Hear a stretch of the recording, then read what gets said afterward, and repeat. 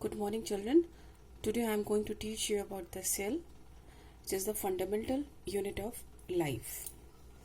So, we will discuss few points related to cell, right? So, starting with the structure of cell, first of all, you know all the definition of cell very well, that cell is the basic structural and functional unit of life. Cell is the basic structural functional unit of life. So why this is called as structural? Why this is called as structural? See, because it forms all the structure. Like in human body starts from a single cell. It divides, redivide, and again form a whole human body. So in the same way, plant germinate from the seed. Every living organism start from the living cell, and in this way structure is made of a multiple cell. So that's why cell is called as a structural unit. Next is why it is called as a function unit.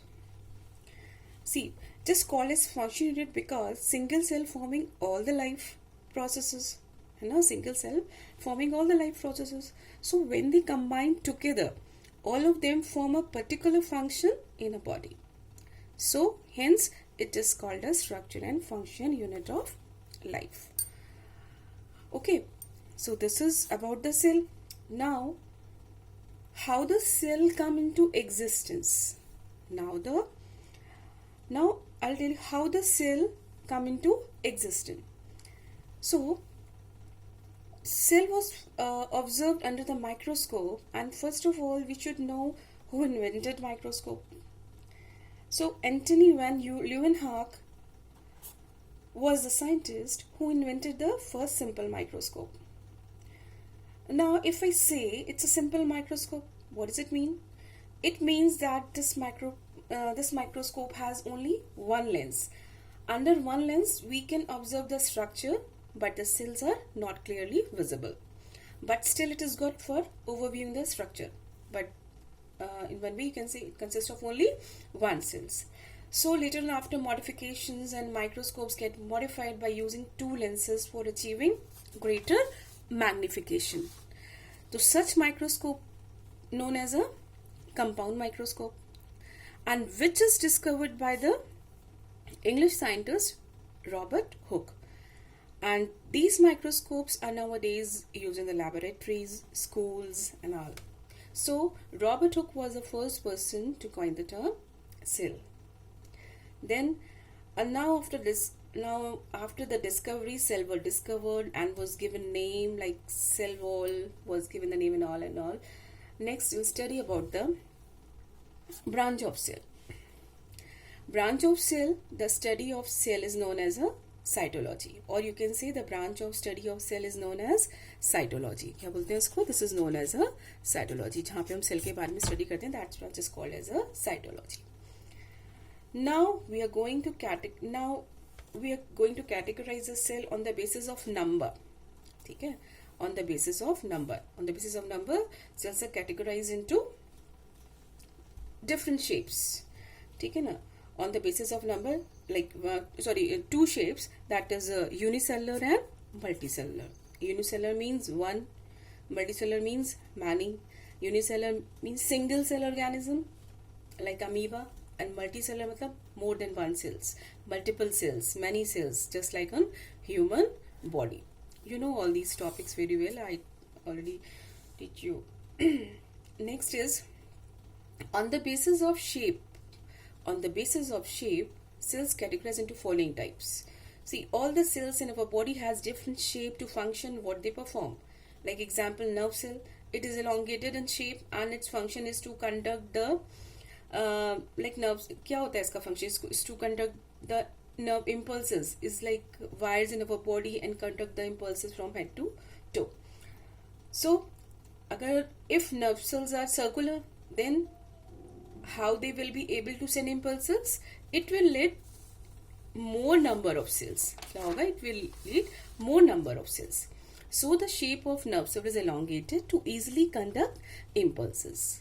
Okay, so in this way there are different cells which have different functions, like as I told you, nerve cells which are elongated, and other examples like RBC are disc shaped, WBC are amoeboid, guard cells are bean shapes, and so on, to perform the different function according to the shape and structure. Next is size. Cells can be categorized into three on the basis of size. The first is smallest, second is longest, and third is largest.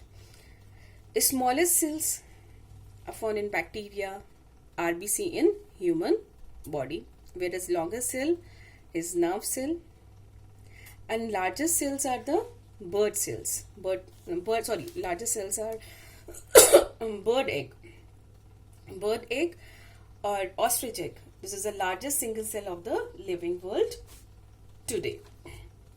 Next is, which is very important, that is a cell theory. Two scientists, Schleiden and Schwann. One was a botanist and other one is zoologist.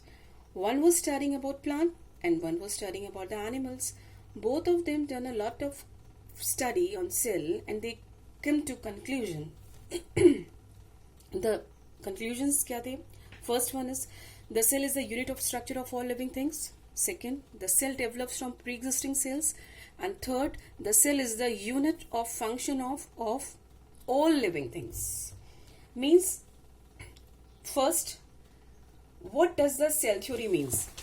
What does the cell theory means? I'm going to explain you one by one what is the cell is the unit of structure of all living things. It means if we take any part of the body of a frog or any part of a mango plant, any part, and examine it under a microscope, so what will see? It will show a cellular structure. So means structural unit.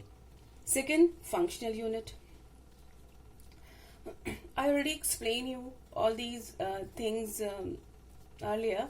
And functional unit means any function in the body of the frog or the mango plant is due to the activity in itself.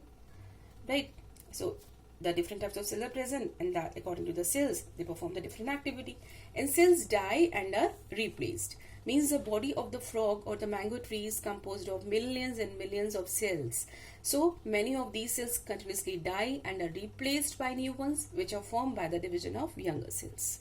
So formation of cells from a pre-existing cell is a never-ending chain. ठीक है? Second point ये clear हो गया? Formation of cells from a pre-existing cell is never-ending chain. All life starts as a single cell means the life of the frog and the life of the mango tree started as an egg and as a seed respectively. So the egg was a single cell produced by the cells of the ovary of the mother frog. So the mango seed had an embryo which also started as a single cell in the ovary of the flowers of the parent mango tree. So this is all about the cell theory. Thank you.